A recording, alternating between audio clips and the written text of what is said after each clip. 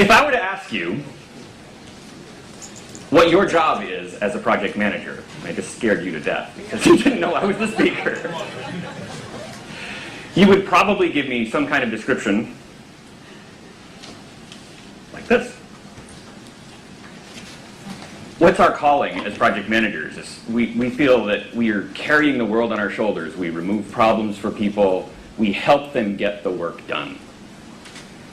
How many of you have worked with Agile folks before? How many of you know that this is how Agilists see project managers?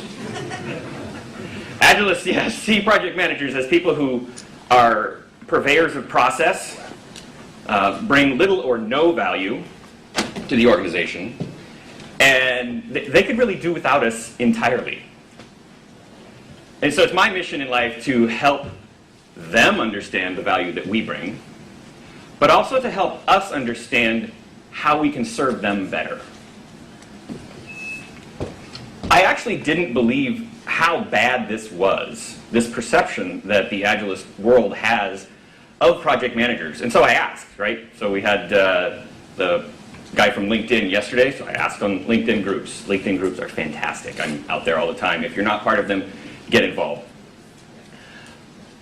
I asked on the LinkedIn groups, okay, so tell me about this. And then I also asked on a discussion forum of some Agile leaders. And the question was, tell me about the bad abuse of project managers. I have probably no less than 25 or 30 emails coming back telling me about all the bad things that project managers do. And it boggles my mind because I'm sure most of the people who are here don't do those things. But it's an amazing perception that they have. One quote from actually the first email I got. In the last 28 years, I've worked in organizations around the world. South Africa, New Zealand, Australia, USA, Hong Kong, and the UK. In large and small businesses and government, I can count on the fingers of one hand the real project managers I've had the privilege to work with. Yike. But that's the perception that they have. Another email that came in response to that was talking about, okay, what really is the foundation of this? He says, my favorite is this. In the beginning of a release, you hear, estimates are too high, trim them down. And at the end of the release, you hear, R&D is late again, right? I mean, how do you balance those two? The project manager who assigns tasks for all the 30 people in the project during planning and tracks why each task, why the task that took a team member 4 hours if it was estimated at 2. That's 100% overrun. Okay. But I mean, this is what people run into out there. And so I'm wanting to help them understand what we do and how we serve them and help us understand how we can serve them better. Because we do these things, you know, and they don't really fit in the Agile world. So before we go too far, I'd really like to have, what will I have? I'll have everybody stand up. Ah, I know, you're in an Agile meeting, so you're not going to just sit there. Okay, so everybody who has had 5 years or more experience with Agile, sit down. Okay. 3 years or more. 1. So everybody who's had 0 experience, stay standing. Everybody else who's got less than 1, sit down. Okay, so we have a range here. So you can all sit down now. I'm going to skip the next slide here. I have 2 things going on here because I couldn't get presenter mode running. So in this discussion, I'm not going to go over the basics of Agile. So for those of you who don't have experience with Agile, I'm sorry. But this is really, how do you make Agile work in an enterprise organization, which is kind of complicated. It's actually a lot of common sense, but I'm not going to go into the basic stuff. So if you want to talk about that, I'd love to talk about it, and find me afterwards. I will talk about that. The one thing that I want to keep coming back to over and over in this discussion is why. You need to be, if you're trying to do this where you're integrating Agile and Waterfall together in the same organization, you need to constantly be asking why. Both of the Agile people, why do we need iterations? Why do we need to do a demo for our sponsors? But also of the traditional people. Why do we need that Microsoft project plan? What do we need to have in it? Why do we need those pieces? Can I deliver you that same information in a different way that makes sense in my Agile world over here? Because that way you can reduce the overhead and trying to maintain it. I mean, obviously there's an easy way to integrate Agile and Waterfall. You just maintain 2 systems. Nobody wants to do that. So keep asking the why questions. You'll get some pushback on some of those whys, especially from both sides. But like I said, why do you need to do a demo? Okay. Those of you who have done a lot of Agile probably have you done Scrum? Probably. A lot of people have done Scrum. Okay. Part of Scrum is you do the iteration and you do a demo at the end, right? I was working on a project where, it didn't make any sense to do demos. And I'll explain why later on when I talk about it. But there was no, I'll explain it right now. It was a federally mandated project, okay, for the US government. I'm from Seattle, Washington, in case you're wondering who this guy is. Seattle, Washington, and it was a federally mandated project dealing with HIPAA privacy. So it's medical privacy, stuff like that. The federal government gave us the mandated requirements. That's it. You have to do this.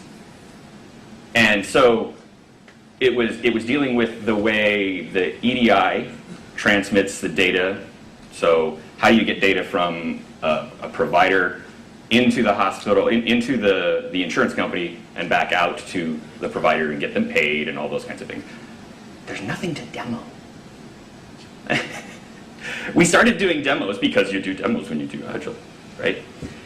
And they would get out, I don't know how many of you are really techie, but they'd get out SOAP UI, which is a computer programming interface, and do these little demos. They drag and drop a file into this, and look, a file disappeared out of that directory. Woohoo! Which is great. I mean, you can see that it's working, that's good. But the point of a demo, right, is to get feedback and to adapt it. That's Agile, right? You inspect and adapt, and you show it to your customers, and you say, do you like it? And they go, yeah, it's great, but I want it in pink. Great! You go back and you make it in pink. And then you bring it back to them and show them again. But it's EDI. They're not going to ask you to change it. If it meets the specs, continue on. So we stopped doing stopped doing demos. Didn't need them. So constantly be asking that why. Be asking me that why during this talk. So I want to hear your questions and comments and ask me why. Why would you do it that way? Why not this other way? I know you'll ask me.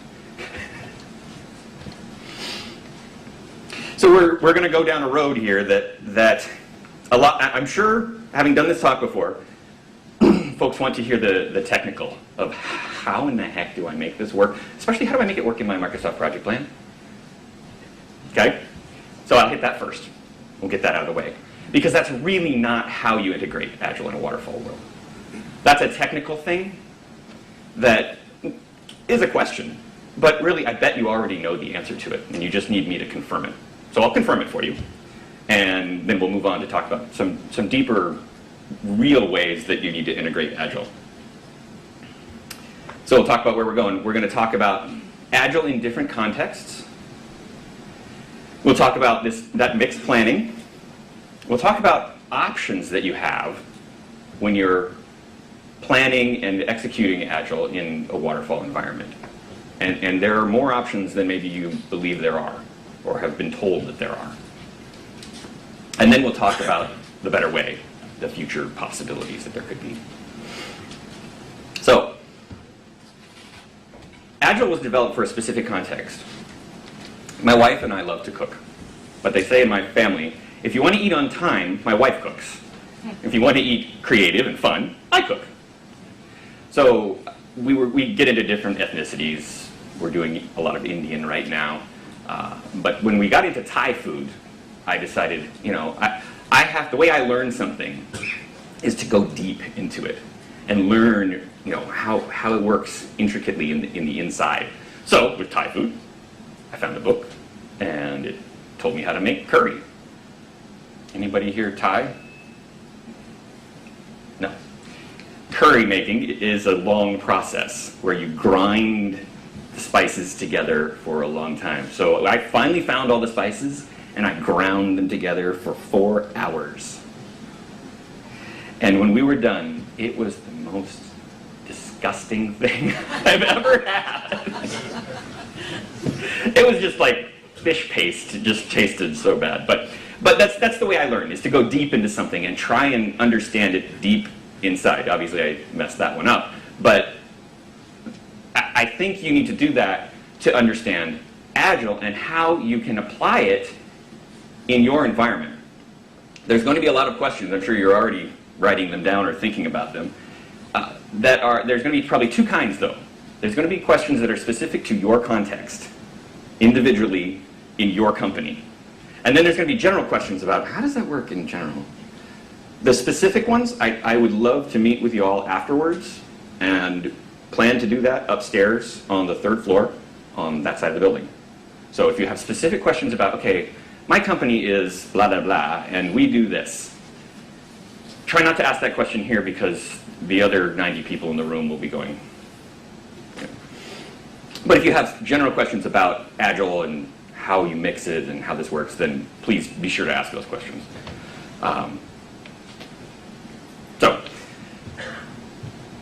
Agile was designed for a particular context, and it was developed really in the early 90s. People may know this already, early to mid 90s.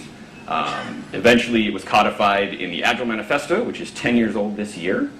If you go on my blog, you can hear some interviews I did with some of the originators of the Agile Manifesto, talked with them about what it was like to develop it and that kind of thing. It's really cool to talk to those guys. But it was developed in a very specific context. Okay, can everybody tell me, somebody raise your hand if you can tell me the definition of a project.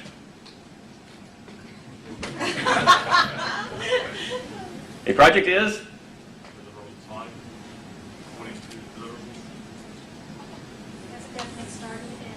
Define, start, and end. Come on, don't the PMI definition. Unique and temporary. Okay. Here's the quote out of the book, right? A temporary endeavor undertaken to create a unique product, service, or result. Okay? That's what we do every day. Agile was not developed to do that. So does it surprise anyone that it doesn't work well, that you run into all these problems that I'm sure you have? Anyone done Agile without problems? All right. It was not designed to do this. Agile was designed to do product management. It was designed to develop software products. It was not designed to have an end. And so you have some problems that you run into with it. The product management definition that I found online somewhere, I think it was Wikipedia that pointed me to another organization. There was a product management organization. It's an organizational life cycle function within a company dealing with the planning, forecasting, or managing of a product at all stages of the product life cycle. Let me make sure I get all my notes right here. So can you see how that's completely different? Right? Let's just think about the triple constraint as it relates to this. All right? In a project, let's see, where's my green button? You have a fixed set of features, right? Scope, fixed set of features. In a product, it's ongoing, right? I mean, you've got product owners that are coming up with new ideas all day long, just thinking new things up. And that's okay, because it's their product. In a project, you have a definite start and end. In a product, you have multiple releases. You just keep going forever, right? Windows 2012, Windows, whatever the next version will be. They just keep coming. Budget is allocated once, right? In a product development life cycle, it's cyclical. You get a new budget every year. So, okay. Completely different mindset. It was also developed for, oh good, I did keep that slide. So I'm being very agile with my slide deck. The deck that is on your CD is not this deck. It has some of them, but even this morning I added slides to this deck. So at the end, if you want to drop your business cards up here, I'll send you this deck. Agile actually was developed in software companies, okay? It was all developed for product development within software companies, where software is the primary deliverable of that company, right? That is what they deliver. That's how they make their money. They make their money by selling this product. And so, job titles like product owner, right? Agile Scrum has the title product owner. That title actually has a lot of meaning in a software company. It has very little meaning in a non-software company, right? We have to make it up and figure out, you know, you're going to be the product owner. And, you know, in addition to your full-time job, we'd like you to wear this job too. That, oh, by the way, in a software company is a full-time job. So it doesn't fit. So in Agile they say, well, the product owner should be prioritizing the backlog and doing all these things that in our enterprise organizations they don't have time to do. So again, does it surprise you that there's problems? It was not developed for non-software companies. It just doesn't fit.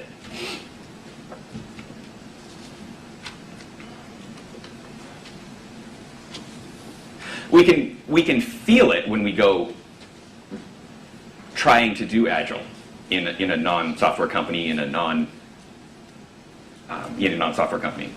We could, but where's the problem? But you have to ask that why question. If you start asking that why question, why does this feel wrong? That's how I kind of came to this, oh God, it was developed for products. And this is actually a big topic right now in a lot of the discussion boards, is this product versus project vision. That is not to say that you can't use it for projects. You just have to understand how it fits. Maybe trim off the edges of this little square a little bit. Especially in an enterprise, right? So you've got an enterprise organization as opposed to a software company. And in the enterprise organization, you've got all these layers, and way down here, you've got the group that's trying to do Agile, right? And yes, it's tiny, tiny text, but that's kind of the point. How is this little organization supposed to try and influence that organization? It's really, really hard. One of the things I learned about this fundamentals of how does it work, grinding my curry with Agile, was the guys that developed it, and they were guys, indifferent, sorry. There were no women in the 17 guys that developed the Agile Manifesto. There should have been. It probably would have turned out better. They were all, well, I can't say all because I haven't talked to all of them, but the ones that I've talked to were all very much students of Lean. And I took my Lean slide out of here, but we could talk about later how it maps, because it really does. I tend to talk about Agile as being the software development application of Lean. Right? Lean was developed for manufacturing organizations. So, of course it's not going to fit in a product development environment. But they took the concepts and twisted them and pushed them and tried to make them fit into this product development environment. So like I said, I can talk with you afterwards, or I've got some posts on my video blog. I have an interview with Jeffrey Liker, author of The Toyota Way, on my video blog, where we talk about that, how it connects to lean. Very, very interesting stuff. And critical to your ability to implement Agile in your organization is understanding that it is the software development implementation of lean. Because this organization doesn't care about software development, only this organization. This organization, though, could do a lot better with some lean. And if you put lean, push lean this direction, or this direction, then Agile fits much better. Much, much better. Can you guys influence the whole organization? Probably not, but maybe. I mean, if there's a movement out there, you can at least know that Agile fits into that lean movement. And let's come alongside each other, lean folks, and push this forward together.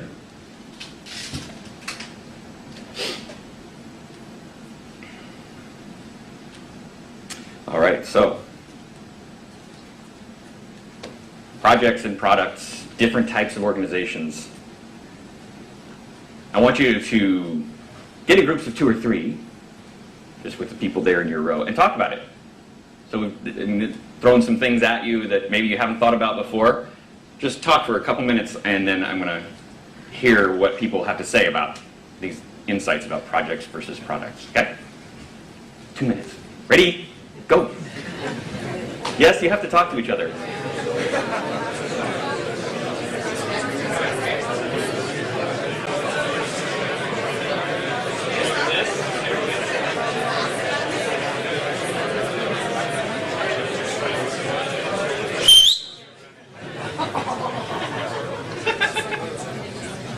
I do that as an adult. I never could do it as a kid. Okay. I want to hear, I normally walk around and I like to drop in and hear conversations and what's going on, but there's so many languages being spoken in this room. Anybody want to share something that they thought of or came up with in their conversation?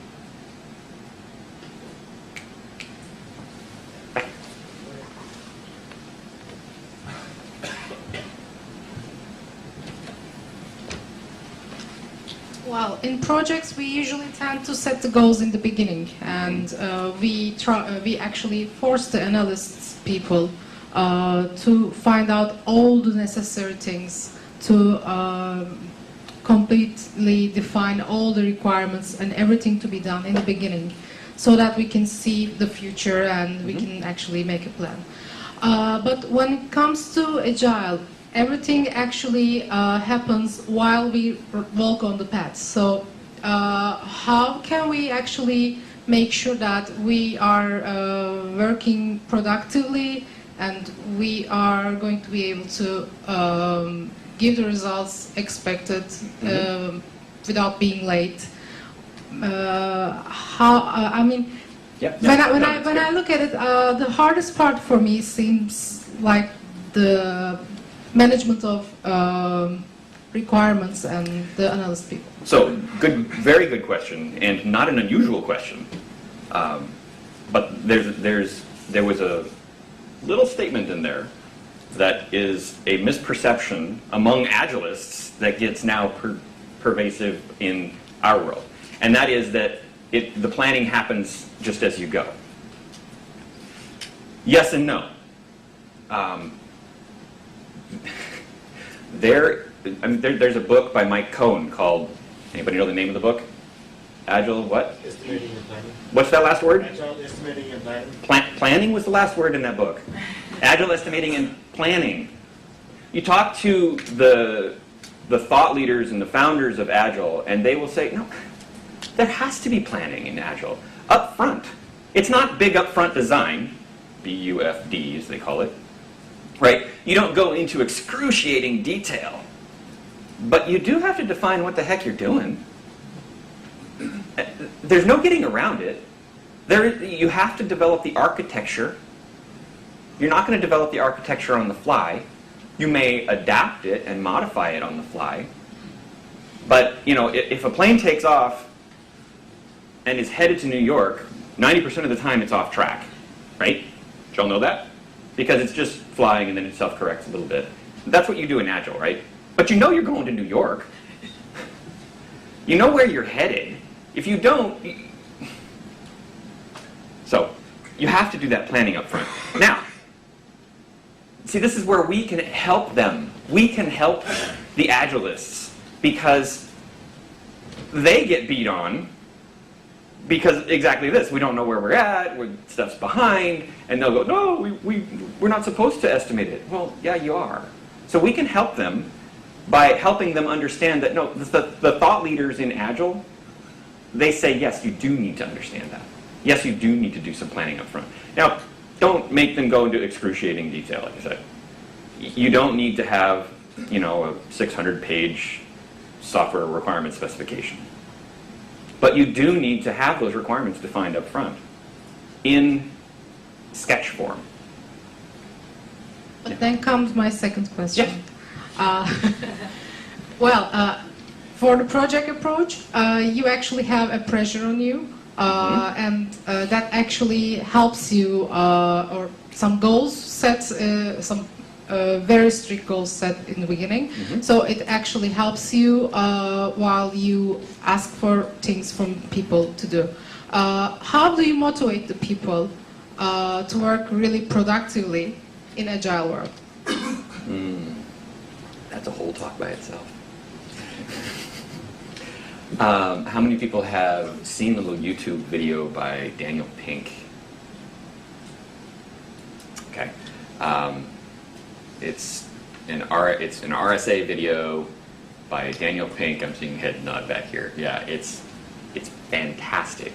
And the fact is, in today's environment, you don't motivate people with pressure or with carrots and sticks. You motivate people with the opportunity for excellence. You inspire them to talk about what they're doing and be passionate about this thing that they're creating. Because it's an amazing thing to be a part of, and this is, you know, but that's where the motivation comes from. Actually, they've done studies that show if you provide monetary rewards and things like that, it actually reduces productivity.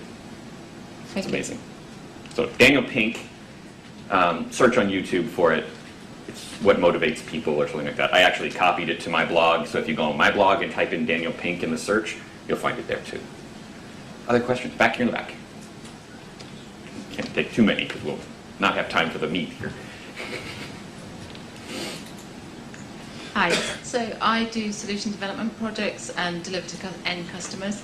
My customer thinks that Agile means that he can add as much scope into it as possible. Oh, absolutely.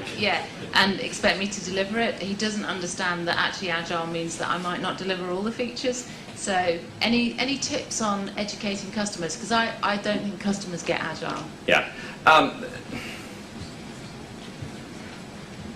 Tips on educating the customer. You know, it's no different than traditional project management. I want to see the hands of anybody who's been on a project that didn't have a change. Okay. Agile just acknowledges the fact that there's going to be changes. But our job still remains. When there's a change, what do? Change management. We communicate, right? We say, that's great. You can have that change as long as you give us more money and you give us more time. Or you take something else away. Same thing. We just have to be dogged about telling them that. Because they do have that perception that, yeah, I can just keep adding stuff. Well, you know, the laws of physics still apply, folks. Just because we're using a different approach doesn't mean magic happens, right? So we just have to continually communicate that these are your changes, these are your trade-offs. And actually, Agile helps you with that because, you know, you may have a backlog of stories. If you don't know what I'm talking about, then we'll talk afterwards about it.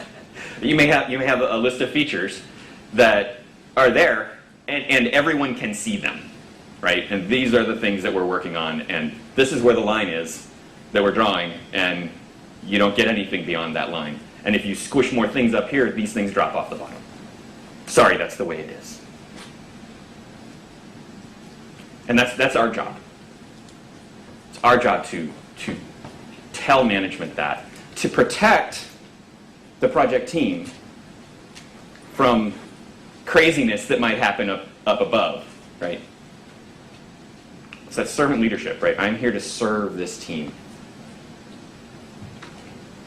Cool. Sorry, if you have more questions, we'll take them later afterwards.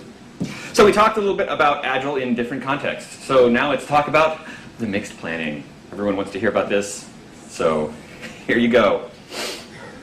In the WBS, there are at least 3, and I'll talk about these 3, ways that you can integrate Agile planning into your work breakdown structure. Iteration-based, feature-based, and release-based. And then all the above. So the 2 basic models, because release and feature-based are very similar in the way they look. Iteration-based, pretty simple, right? You just put your iterations up there, 2-week increments, out they go. Feature-based, or release-based, you put your, this is in your work breakdown structure, you would create a separate, this is your summary task, you create a separate task for each one of your epic level stories, your big story of stories, right? Large stories. But you'd have them all starting, their start date, planned start date would be here. Now your actual start date may be out here somewhere, right? Maybe way out here. But in your Microsoft project plan or your Primavera plan, whatever other plan you've got, you'd start it over there on the side. And that is so that you're acknowledging the fact that I'm not telling the project team when to do their work, right? It boggles my mind sometimes when I meet project managers that do this. Talking with a friend of mine, and he was a project manager, and he was, gosh, you know, I can't believe I developed this project plan, and the team just says they can't use it. And I looked at him like, why did you create a project plan? You think you know their job better than them? I mean, they know how to do their job better than me. And they're the ones that are going to have to execute it, so they should be creating it. And that's a very Agile approach. If you do that, you will make friends with Agile people. They will love you. Well, at least they'll tolerate you. But they won't tolerate the people that do the other. In all seriousness, it drives them nuts. It would drive me nuts. Somebody tried to tell me how to do my job. So you line them all up and say, these are the tasks that we're going to get done during this time, that we plan to get done during this time, based on, well, initially based on a guess, but that's all you do when you're planning anyhow, right? And later based on velocity and planning that you refine as you go forward. Any questions about that? Because it's weird. It looks funny. Yeah? Just one question of dependencies. So say your dependencies are tasks and you all start at the same time and you give people requirements to do their jobs. What if you don't do and there's other tasks dependent on that? You jumped ahead of me. That's good. It's a good question. I'll show you in the next slide after this one, okay? It's good. Yes? Question on the slide before. If you have on the feature release phase, I'm assuming then that as with all Hold on a second. There you go. As with all projects, when you get a new feature or a new business requirement that comes in, I would assume, or I would, put it on the date it comes in, not at the beginning date of the project. Sure. I mean, because I think that helps them see the level of change in a very visual way. Yeah. Yeah. So it doesn't matter if there's not a set way for your thought on that. I wouldn't know. I like that approach because, yeah, it does show them. Though, I don't know many project sponsors that really like looking at Gantt charts. Yeah, so we do. Okay. So this would be a hybrid of the two, right?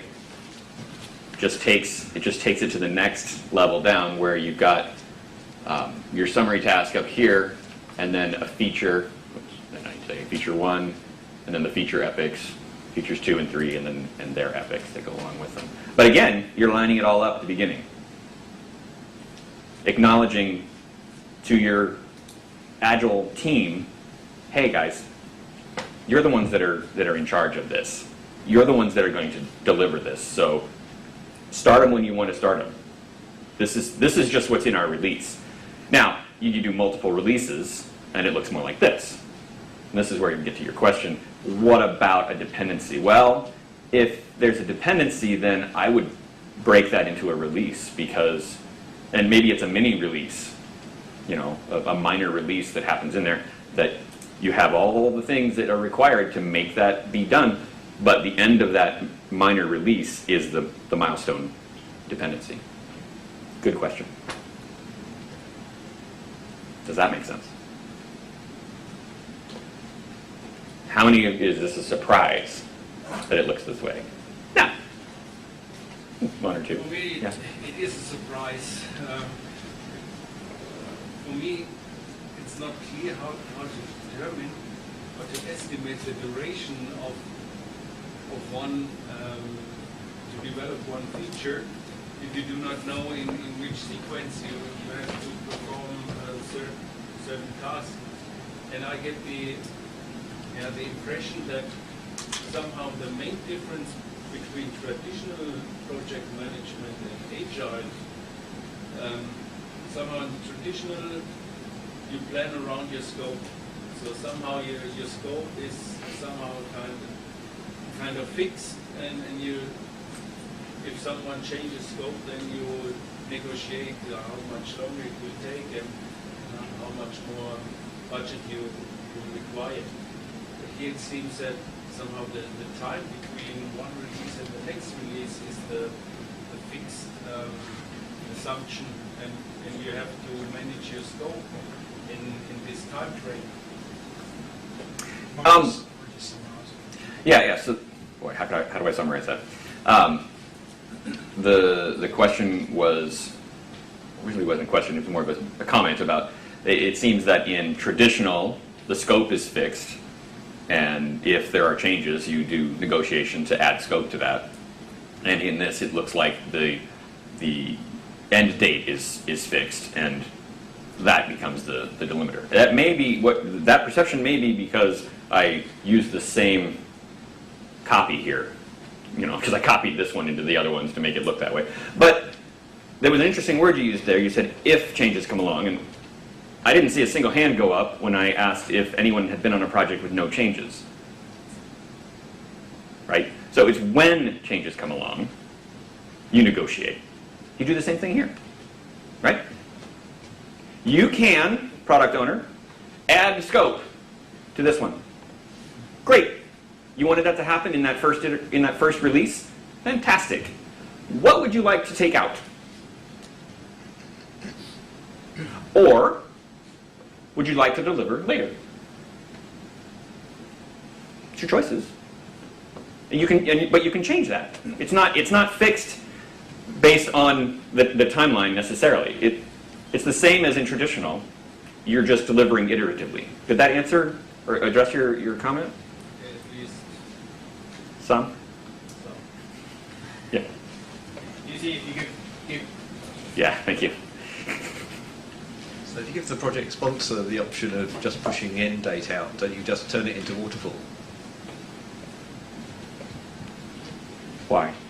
Because they keep, every time they add a new feature and they say, oh, I don't want to take anything out, you just say, well, the date goes back, and so all that you end up with is a 2-year delivery for one sprint. No, I wouldn't say so, because you're not. So the difference is how you approach delivery of those things. When you are delivering these elements, the effort is to deliver a discrete piece of functioning software. Done. Done, done. Like, I could roll it out now. But I don't, because that's not when our planned release is, right? The value of that is you always know really where you are towards being done. The reason I got into Agile was I was a traditional project manager doing all kinds of construction IT projects where I was dealing with all of the cable and wire and the walls and the server rooms and IDFs and MDFs and all those acronyms. And then I started doing some more software projects. And as I got doing more software projects, I ended up on this one project, and we had a developer who was supposed to rewrite all of these scripts that they had for creating user accounts. And they called them scripts, but I'm sorry, when you're using a script to rewrite all of your user accounts for the entire organization of like 5,000 people, it's a program. It's not a script anymore. And I, as a traditional project manager, I was like, okay, get started on it. And the guy worked on it for weeks and weeks and weeks, and nothing was, I wasn't able to see anything because how are you doing? Oh, I'm about 50% done. Okay, mark it off 50% done. How you doing? Oh, I'm about 55. Okay, that's not very much more. And then 90 for about 6 weeks. I don't know how long it was, but it was a long time, and I was really worried. And so I'm not a programmer, but I was like, I'm going to look at this code. I'm kind of trying to decipher it, and even I could tell that he was really hosing it up. But I didn't understand the incremental mentality of Agile, where you deliver little increments of working software, and then you really know where you are. So we actually had to fire him, get somebody else in, and have him rewrite the code because it was horrible. And after that abysmal failure, I got looking around. How do you manage software projects? And found out Scrum class and took Scrum from Ken Schwaber, the guy that actually developed Scrum. So I was lucky. This guy named Ken is teaching over here in Bellevue. Okay, I'll go there. Yeah, it was. If you ever get a chance to see Ken or hear Ken talk, oh my gosh, bar none, the best workshop I've ever been in. 2 days long, from the time we started until 5 o'clock at night, and one of the few workshops that always went to 5 o'clock, all the way. Just 100 miles an hour each time, or kilometers an hour, all the way through. It was fantastic. So if you get a chance to hear him, listen to him talk. But what I learned from that was, to get back to your question, was that incremental delivery would have saved my butt on that, because I would have seen exactly where I was. And that's the difference, is by having that incremental delivery, you really know where you are. And sure, they'll push the date when they release it out, that's fine. But they could come back to you at any time and say, let's go. We've got enough, let's go. And that's the value that you have with an Agile project, is they can look at it and go, yep, that's delivered enough, let's make it happen. So we've talked a little bit about this. I'm not going to read the slide to you. Yeah. Just have a question. Hold on.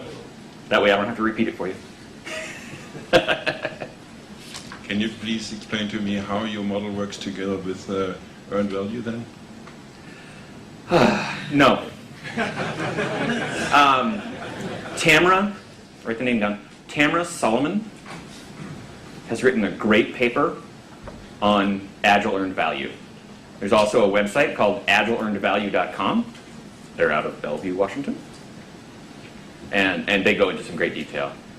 Well, that's a whole topic by itself. It's good, though. I mean, it's interesting. I haven't personally, and I've worked in big organizations, haven't personally found folks that are really honestly using earned value and actually getting, okay, one of the organizations I was in was using earned value, but not to any value.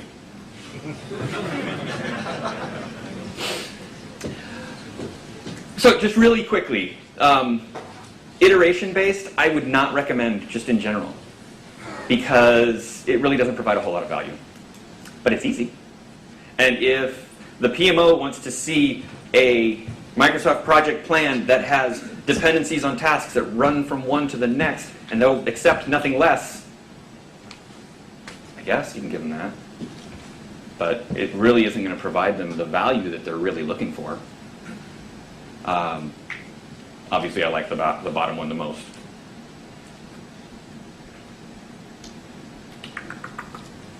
Are there any Already tools talked about for that. Agile management? Any tools for Agile project management? Absolutely. Not that integrate with Microsoft Project or Primavera. Is everybody aware of all those, like rallydev.com, rallydEV.com, or version1.com?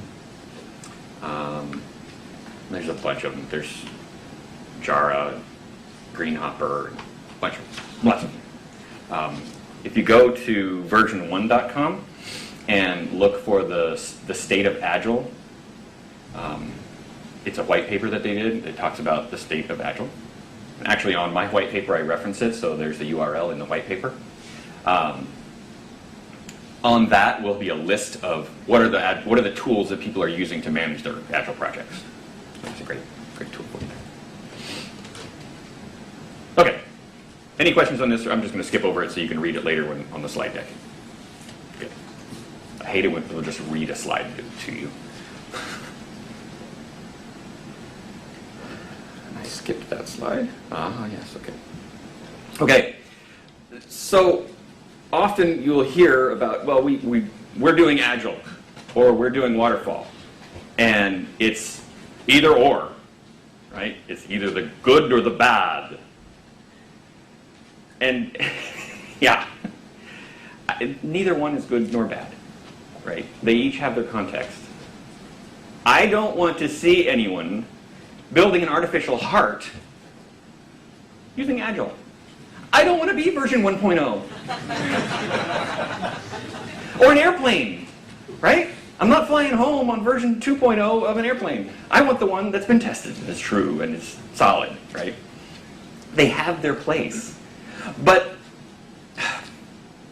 how many of you get blog post notifications or you've gone out there and searched for, I'm interested in Agile. I'm going to search for Agile. And the bajillion blog posts that say, Agile versus Waterfall. If I never see that headline again, it'll be too soon. Sorry. It drives me a little nuts that people see them as this dichotomy.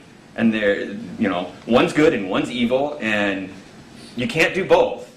And the fact of the matter is there's multiple options for you. So this isn't my model. There's a white paper out there by someone else. I forget their names, but they're in my white paper. I reference their white paper. And then I've modified it a little bit myself.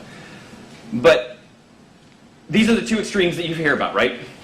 Does anybody ever hear of anything in between? No. What about this? Right? So in a sequential waterfall, that's what the Agilists will call the Big Bang, right? You develop it all, then you test it, and you deliver it. Ba-boom, it's all out there. Incremental is what we call a phased approach, right? Where you develop a little, and you release it, and you develop a little more, and you release it, and you develop a little more, and you release it. You're not drawing into question what it is that you're delivering or why it is that you're delivering it. You're just delivering it, those increments based on the requirements that you've had so far. What about this one? Right? An iterative approach calls into question what you're doing, but not why necessarily. The Agile approach goes, we'll do anything. Everything's up for grabs. Sometimes that's not the case. Take, for example, the HIPAA project that I was on, right? The federally mandated healthcare requirements for portability and, anyway. Federal mandate from the United States federal government. They are not going to change the requirements. The what we have to deliver will remain the same. How we deliver it, on the other hand, that's up to us. And so we used Agile in that project. Oh, beautiful. Oh, thank you. 10 minutes, Jason. 10 minutes. Okay. This is why I'll take questions upstairs.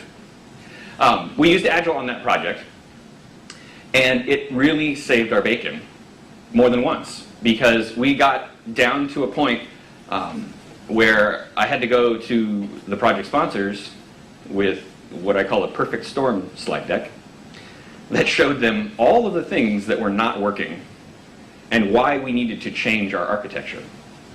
So I won't go into all the detail, but the fact of the matter is we had to change the way we were doing what we were doing. Fundamentally, I mean, this was huge. Like, completely change the architecture of what you're going to do.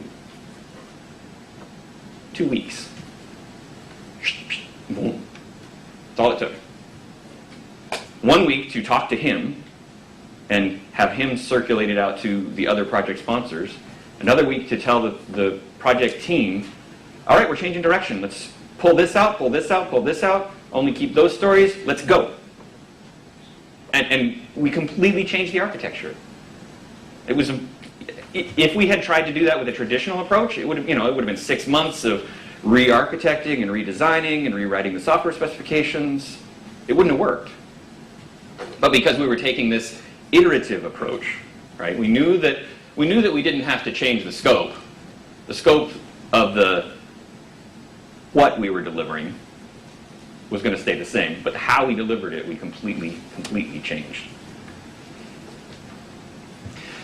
So here's another way of looking at those three, or those four different approaches. I kind of look at it as a line between here, that this stuff is pretty much fixed requirements, and this stuff is something can change, largely. Does everybody know what a wicked problem is? So wicked problem is, if you look it up on Wikipedia, a wicked problem is one that you can't even begin to solve until you start solving it. So you have to get into it before you can even understand it. And that's a lot of software development, and that's why it was developed, was because you can't even understand what the customer wants until you deliver something and you show it to them, and then, hey, we love that. Or no, we hate that. And then you can start to unravel the way that they're doing it. So that's the problem type, from tame to wicked. The planning, just-in-time planning, happens in Agile with this, back to that lean concept that I was talking about before, right? That the planning happens when they pull the stories in to an iteration, or they pull the stories into work in process if you're using Kanban. And then this was one of those aha moments for me, was what are you questioning in each of these levels? You're really not questioning anything in the first two, because you're planning it out, and you're releasing it incrementally, or you're releasing it all at once. But the two bottom ones, you're questioning how you're going to deliver it, or everything's open for question. Anything can be questioned.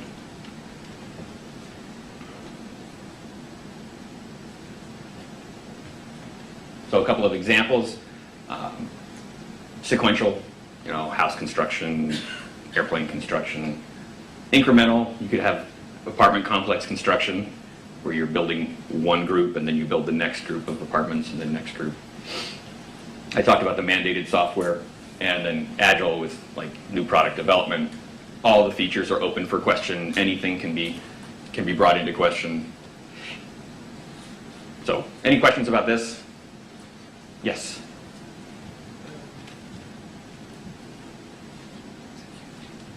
Thank you.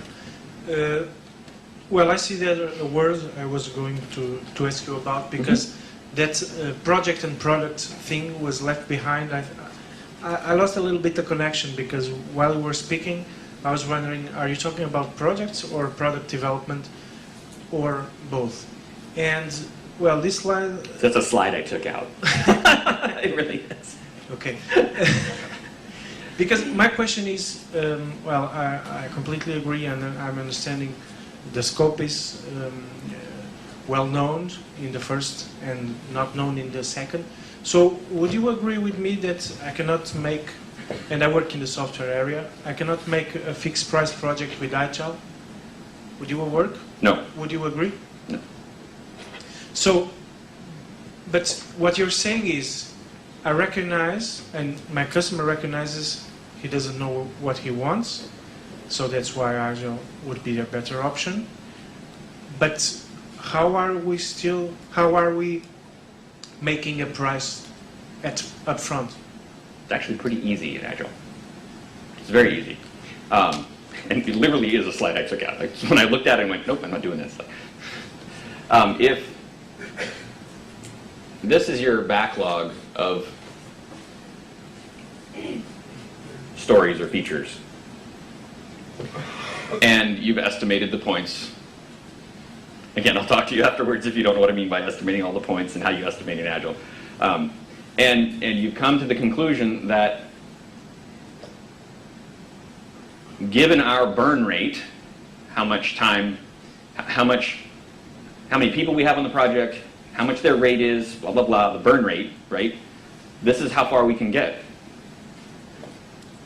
The customer is more than welcome to add new requirements.